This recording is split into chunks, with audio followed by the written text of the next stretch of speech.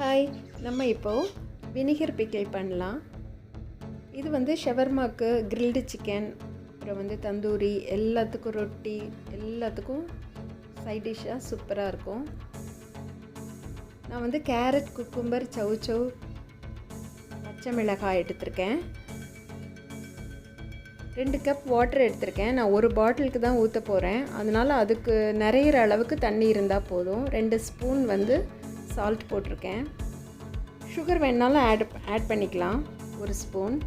4 spoon vinegar add பண்ணியிருக்கேன்.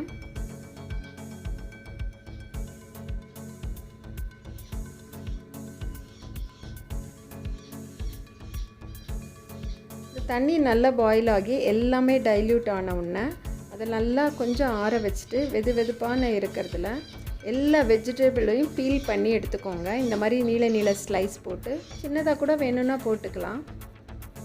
பாட்டில் எல்லாத்தையும் fill பண்ணி இந்த பச்சை மிளகாய் நான் உள்ளே வைக்கும் போது அந்த காரம் அப்படியே அந்த வெஜிடபிளில் இறங்கி இருந்தது.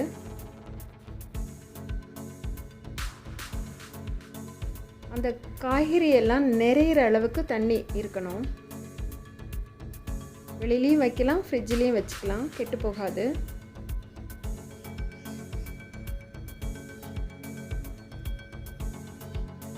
குடமிளகாய், அப்புறம் கேப்சிகம், ஆனியன் எல்லாத்துலேயும் இது பண்ணலாம். சூப்பராக இருக்கும்.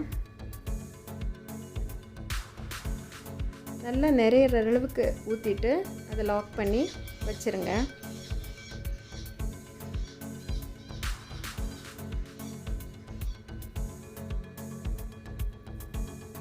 அப்புறம் ஒரு 4 days கழித்து அது எப்படி ஊறி இருக்குன்னு பாருங்கள்.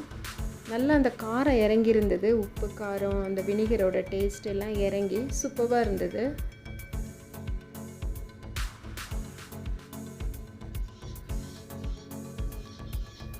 நீங்கள் ட்ரை பண்ணி பார்த்துட்டு சொல்லுங்கள். டேஸ்ட் நல்லா இருந்தது.